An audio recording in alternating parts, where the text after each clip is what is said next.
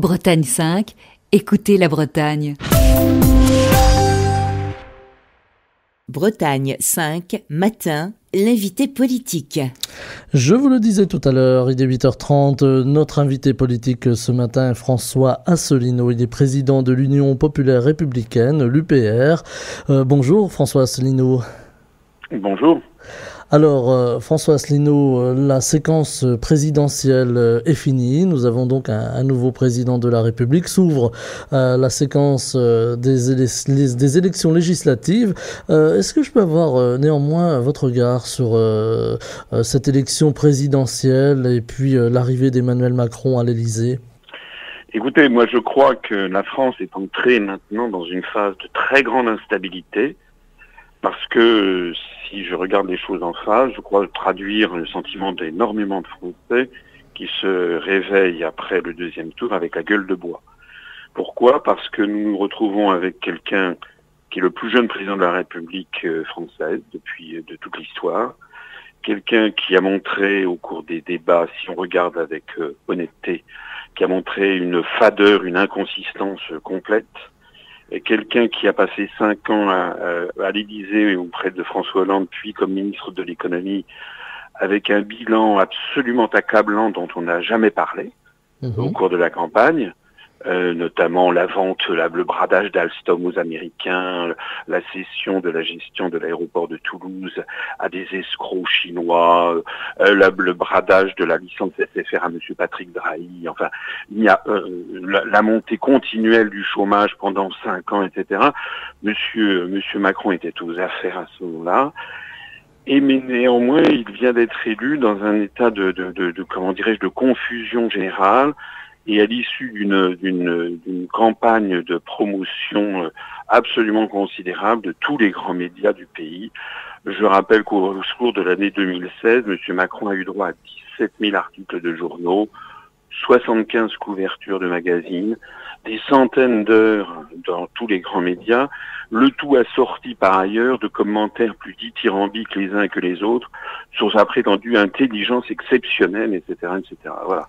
Alors autrement dit, je pense que beaucoup de Français sont d'accord avec moi, que cette élection a été volée aux Français parce qu'il n'y a pas eu une compétition à la loyale. Moi-même, j'ai été candidat à l'élection présidentielle. J'ai eu droit en fait à une médiatisation alors que j'ai créé un mouvement politique qui est, on a dépassé les 27 500 adhérents. Nous sommes maintenant des plus grands mouvements politiques français. Pendant 9 ans et 11 mois, j'ai eu droit à un blacklistage systématique sur tous les grands médias du pays. Je n'ai eu droit qu'à peu près 0,5 à 1% des médias pendant la campagne présidentielle.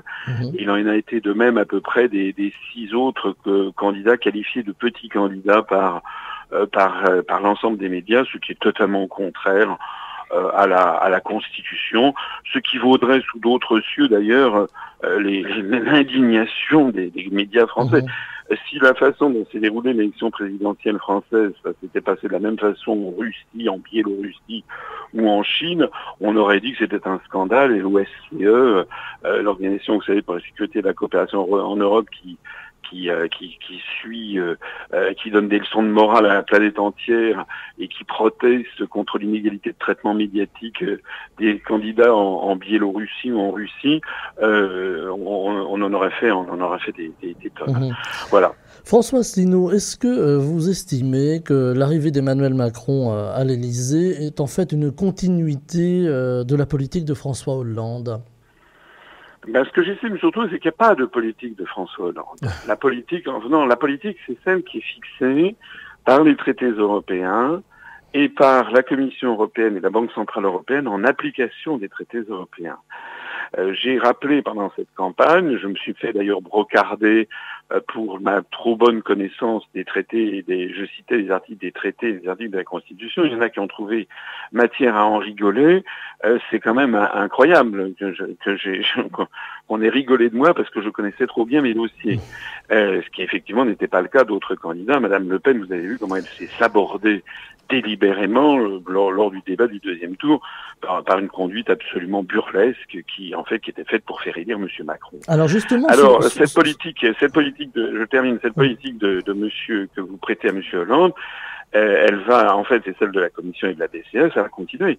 Et nous allons donc avoir au cours des semaines, des mois et des années qui viennent, une politique qui est déjà fixée. J'ai alerté à chaque débat, lors du dernier débat, enfin du pseudo-débat qu'il y a eu sur France 2, où ils ont fait passer les uns après les autres tous les candidats. J'ai déchiré devant les caméras le rapport des grandes orientations de politique économique de la Commission européenne qui datait du 18 mai 2016. Je vous signale que le 17 mai, c'est-à-dire dans quelques jours, nous allons avoir la nouvelle mouture, le nouveau rapport des grandes orientations de politique économique. C'est là qu'il y aura le véritable programme que va mettre en œuvre M. Macron. Je peux tout de suite vous dire, je l'ai dit déjà tout au long de la campagne, M. Macron va augmenter la TVA et baisser l'impôt sur les grandes sociétés. Ça veut donc dire qu'il va faire payer les plus pauvres et enrichir encore les plus riches. M. Macron va faire baisser le SMIC. M. Macron va progressivement détruire le CDI, les contrats à durée indéterminée. Il va ubériser la société, déréglementer toutes les professions réglementées, donc les avocats, les notaires, les médecins, les pharmaciens, les huissiers, les experts comptables, les artisans taxis, etc. et j'en passe. Monsieur Macron va commencer à démembrer la République en supprimant, il l'a d'ailleurs dit dans son programme, il avait dit qu'il supprimerait 25% des départements. Monsieur Macron va également donner de plus en plus dans la soumission à Washington et à l'OTAN. Donc tout ceci est écrit et les Français vont d'un seul coup découvrir que c'est la politique de François Hollande empire et naturellement au passage tout ceci ne résoudra absolument en rien, mais en rien, le problème du chômage. Alors, François Asselineau, vous évoquiez tout à l'heure le débat du second tour et la prestation de Madame Le Pen. Le FN, alors on voit que le FN est en crise aussi après cette fin de présidentielle. Beaucoup de partis vont devoir se recomposer. On pense au PS. Ce matin, Manuel Valls a affirmé d'ailleurs que le PS était mort. Manuel Valls qui d'ailleurs va s'inscrire aux législatives sous la bannière de mouvement d'Emmanuel Macron. Il l'a dit ce matin. Ça fait suite d'ailleurs à l'annonce hier de la démission de la présidence du Conseil régional de Provence-Alpes-Côte d'Azur de Christian Estrosi. On a l'impression que le mouvement En Marche de M. Macron happe un peu les différentes forces vives des grands partis politiques. Donc une grande recomposition, mais justement le FN, lui, va aussi subir des turbulences. Qu'est-ce que vous avez pensé du FN dans cette campagne électorale, vous, Monsieur Asselineau? Mais écoutez, le FN a été l'illustration de ce que je ne cesse de dire seul contre tous depuis des années, c'est que le Front National n'est pas l'opposant au système, il en est au contraire l'élément clé, il en est au contraire la roue de secours. Le Front National, au cours de cette campagne, vous savez ce qui vient de se passer, c'est que c'est la 7e fois qu'un membre de la famille Le Pen vient d'échouer un échec cinglant à l'élection présidentielle. La 7e fois. Est-ce que les auditeurs peuvent bien comprendre ça? Et en 1988, lorsque M. Le Pen avait été battu, le Front National avait dit, vous allez voir, ça sera en 1995, il sera élu. Et puis en 95, c'était en 2002. Et puis en 2002, c'était en 2007. Et puis en 2007, c'était en 2012. Et puis lorsque Mme Le Pen a été battue en 2012, le FN a assuré, vous allez voir, ça sera en 2017. Et maintenant, on nous dit que ça sera en 2022. Et puis en 2022, ça sera en 2027. Et puis en 2027, ça sera en 2032 pour le 10e échec. Ça va durer jusqu'à quand, cette histoire? Il faut comprendre que le simple nom de Le Pen suscite une telle horreur chez 75 à 80% des électeurs inscrits que jamais quelqu'un qui porte ce nom sera élu à l'Élysée. Voilà. Et c'est la raison pour laquelle, d'ailleurs, Madame Le Pen avait fait campagne sur son seul prénom. Et c'est la raison pour laquelle les médias ne cessent de le promouvoir, puisque il suffit qu'il y ait un deuxième tour avec quelqu'un qui s'appelle Le Pen, face à n'importe qui, vous mettez un cheval ou un âne face à quelqu'un qui s'appelle Le Pen, il est élu à l'Élysée, c'est ce qui vient de se passer. Donc moi, ce que je dis, c'est qu'il faut que les Français, qui ont la faiblesse de suivre ce que leur disent les médias, comprennent qu'il faut qu'ils arrêtent, même s'ils sont exaspérés, etc., il faut qu'ils arrêtent de mettre leur confiance dans un parti politique qui est médiatisé, ultra médiatisé, dans le but de faire élire l'adversaire. Et c'est pas une invention de ma part. Ça a été tout à fait théorisé par les Américains depuis belle lurette. Je sais qu'on va dire que je suis encore anti-américain, c'est pourtant la vérité. Vous avez des trucs, ça s'appelle le candidat Mandchou, etc. C'est fait, c'est conçu pour. Voilà. Je me permets d'ailleurs au passage de signaler que si le deuxième tour avait opposé Monsieur Mélenchon à Monsieur Macron, le résultat aurait été identique. Tout simplement parce vous n'auriez jamais eu les électeurs de droite ou d'extrême droite n'auraient jamais voté pour le candidat du Parti communiste. Voilà. C'est-à-dire que la promotion du Front national d'un côté, du Front de gauche de l'autre, front contre front, a pour vertu, pour les tenants du système, d'empêcher que les Français qui ne veulent plus voir la France être en train de se désintégrer, ça les empêche de se rassembler. Comment on peut sortir de ça, François Asselineau, de ce cercle un peu vicieux, là? C'est un cercle infernal. C'est-à-dire que, mais il faut faire quoi? En fait, ce qui vient de se montrer, vous signaliez tout à l'heure, à juste titre, le ralliement piteux de Monsieur Valls. Vous vous rendez compte, c'est même plus une couleuvre, c'est un boa qui est en train d'avaler. Et puis Monsieur Estrosi qui démissionne. On va avoir, ça va être assez comique à voir, tragicomique. On va voir, le mouvement c'est en marche, mais en marche arrière. On va voir tous les vieux crocodiles, tous les opportunistes des Républicains, du Modem. Il y a Monsieur François Bayrou qui est tapis dans un coin. Je rappelle que c'était allé de Robert Hue à Alain Madelin, de François Fillon à Manuel Valls, de Dominique de Villepin jusqu'à je ne sais plus, le nombre de Madame Kosciusko-Morizet, etc. Tout le monde, tous les opportunistes en fait, avaient appelé à voter Macron. Alors maintenant, ils vont passer à la caisse. Ils vont demander d'être rétribués. Donc moi, je pense que Monsieur Macron, il va essayer de nommer un Premier ministre. On dit beaucoup, je ne sais pas si c'est vrai, qu'il pourrait nommer comme Premier ministre Monsieur Édouard Philippe, que ça serait une tête nouvelle pour le grand public. C'était le bras droit d'Alain Juppé pendant la campagne présidentielle, en tout cas pendant la primaire des Républicains. Donc on va avoir en fait une espèce de syndicat, si vous voulez, de tous les politicards français dont les Français ne veulent plus. C'est ça qui se cache derrière M. Macron. Et comme M. Macron a une faible personnalité, en fait c'est le larbin d'une oligarchie, qu'il a été promu, qu'il doit tout à ses maîtres. Enfin, c'est pas à la force du poignet qu'il est arrivé à l'Élysée. C'est tout simplement parce qu'il a été poussé comme une nouvelle lessive. Vous pensez bien qu'il n'a absolument pas l'autorité personnelle, ni personnel ni politique pour s'imposer face à tous les vieux crocodiles de la politique française. Alors il va essayer, comme il est pas bête quand même, il va essayer ici ou là de mettre une tête nouvelle. Mais enfin les Français vont découvrir quoi? Ils vont découvrir en fait que le clivage droite-gauche, ce que je ne cesse de dire, n'a plus de sens aujourd'hui. Le vrai clivage, c'est entre ceux qui acceptent la destruction de la France. Je dis bien sa destruction, c'est-à-dire la pulvérisation de l'État-nation qui est en cours, comme en Espagne, comme au Royaume-Uni, d'ailleurs les Britanniques ont mis le haut là, comme en Belgique, etc.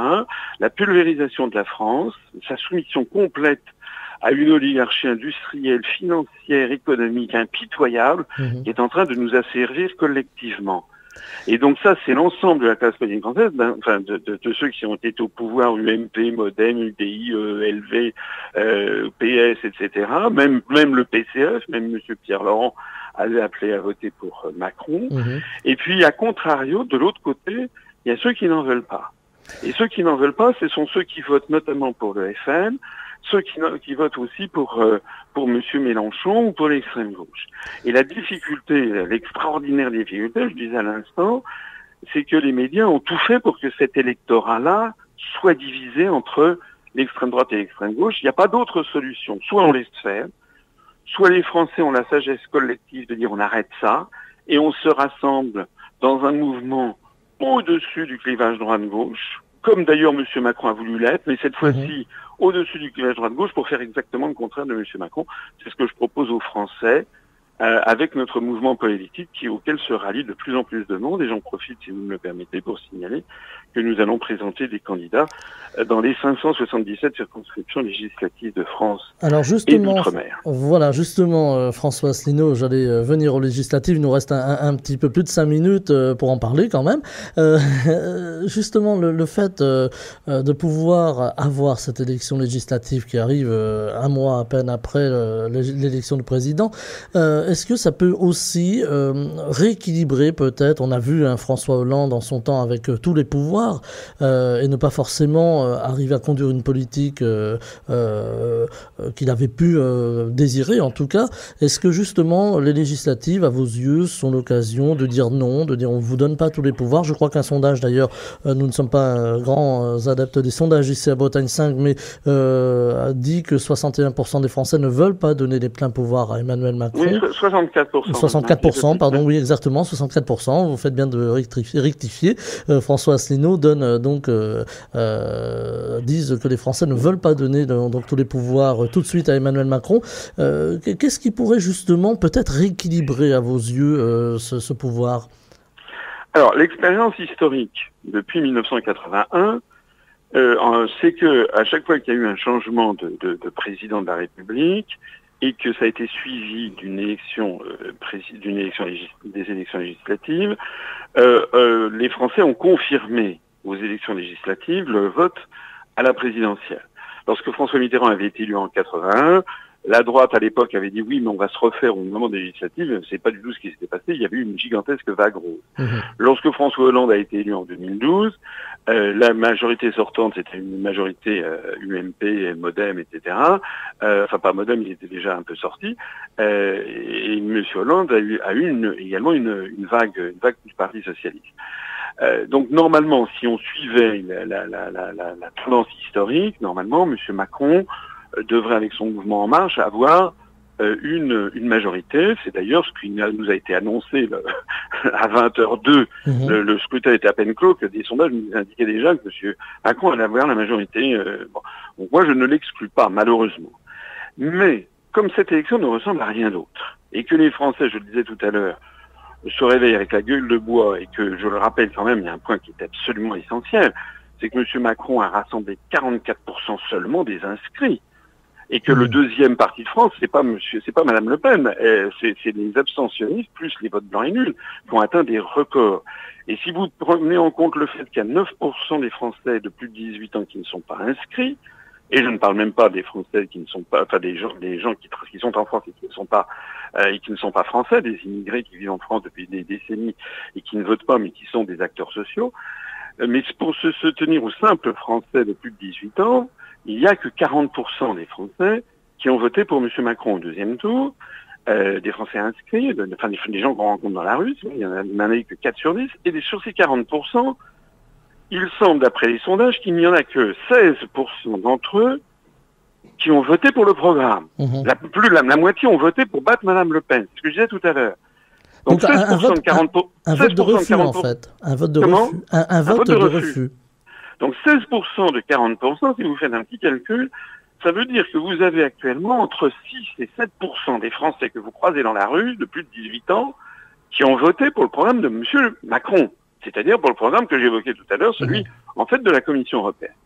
Donc M. Macron, il part sans aucun état de grâce, c'est ça qui est tout à fait nouveau, et il part avec plus de 90% des Français qui n'ont pas voté pour son programme. Bon, on se rend compte de l'immensité de la manipulation. Il n'y a pas du tout un vote d'adhésion sincère et profonde du peuple français.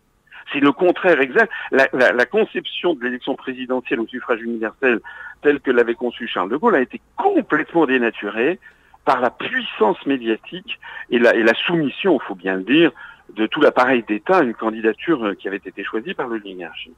Alors dans ces conditions, il ne faut pas exclure en effet que les élections législatives cette année nous réservent une surprise qui fasse démentir la tradition historique que j'évoquais à l'instant, et que, en définitive, effectivement, M. Macron n'est pas la majorité. On pourrait très bien imaginer, par exemple, qu'il y ait d'autres forces, et moi j'espère que de plus en plus de gens vont voter bien sûr pour notre mouvement politique, pour l'UPR, et qu'il y ait donc d'autres forces qui se manifestent. Alors on verra. Cela étant, comme je l'ai dit tout à l'heure, on va vers un système de tambouille politicienne de type 4e République. Il faut bien voir que si M. Macron avec En Marche n'avait pas la majorité, ce que je pense en fait, il aura quand même le ralliement du débris du PS, le débris de ELV, le débris du MoDem, le débris des Républicains qui va se rallier à lui. En fait, ce qui est extraordinaire avec cette élection, c'est que c'est un champ de ruine, la politique française. C'est que tous les médias, tous les partis politiques, j'ai même pas évoqué, mais M. Dupont-Aignan, c'est complètement disqualifié. M. Dupont-Aignan avait fait campagne ni système, ni extrême. Il avait fait campagne pendant des années en disant qu'il jamais il ne se ferait alliance avec le Front National. Et puis, il s'est fait campagne comme ça jusqu'à l'issue du premier tour. En 72 heures, il fait alliance avec Madame Le Pen. Enfin, quelle confiance peut-on porter à un dirigeant politique de cette nature? Donc, DLF est également, à mon avis, va être pulvérisé. Le Front National, vous l'évoquiez tout à l'heure, Madame Le Pen est apparue quand même comme ayant sabordé son propre camp. Là-dedans, ça tire à huée, à dia, parce que tout le monde sait bien que les gens se détestent les uns les autres. Monsieur Philippot est vomi par une grande partie de l'appareil du Front National. Il y en a qui voudraient taper uniquement sur les immigrés, les Arabes, alors que d'autres sont plus sensibles à la fibre sociale, etc., etc. Dans ce champ de ruines, excusez-moi de le souligner, mais est-ce que nous, on dit toujours la même chose. Nous, on a une charte fondatrice à laquelle je me tiens scrupuleusement depuis la fondation du mouvement il y a 10 ans. Eh bien, nous, depuis le deuxième tour, on a enregistré plus de 200 adhésions. Je ne sais pas si vous voyez, c'est-à-dire des gens qui se considèrent qu'en définitive, même si nous ne sommes pas médiatisés dans les grands médias, nous triomphons sur Internet. Eh bien, en tout cas, François Asselineau, vous êtes de temps à autre invité sur Bretagne 5. Vous l'avez été 2 fois, je crois, lors de la campagne. Si vous me le permettez, j'en profite pour vous remercier sincèrement parce que, effectivement, ce qui est une des leçons que je tire de ces questions politiques, c'est qu'il y a enfin des forces qui continuent à faire vivre un petit peu la démocratie. Ce sont des radios comme la vôtre, des chaînes de la télévision web, des petits médias. Je dis ça avec beaucoup de gentillesse et d'affection, puisque moi, on me traitait de petit candidat. Donc, j'estime que j'étais, en termes de compétences professionnelles et d'expérience, j'estime que j'étais l'un des plus grands candidats. Là, je dirais, je vais vous faire un compliment. Je trouve qu'en termes de déontologie démocratique, vous êtes une des plus grandes radios. Voilà. Eh bien, écoutez, c'est très gentil, François Asselineau. Je répercute le compliment sur l'ensemble de l'équipe qui assure justement cette équité, cette déontologie qui nous est très chère, nous, ici, à Bretagne 5. Donner la parole à toutes, à tous, évidemment, dans le cadre du temps de parole qu'on a un petit peu dépassé ce matin. Mais voilà, on rééquilibrera. François Asselineau, je vous remercie d'avoir été avec nous en direct dans Bretagne 5 matin. Et puis, nous allons suivre les élections législatives. Et évidemment, nous parlerons de tous les candidats, de tous les partis, en tout cas ici au niveau de la Bretagne. Merci beaucoup François Asselineau d'avoir été avec nous. Merci. Bretagne 5 matin, Stéphane Hamon. Pour écouter les émissions de Bretagne 5, rendez-vous sur notre site internet bretagne5.fr.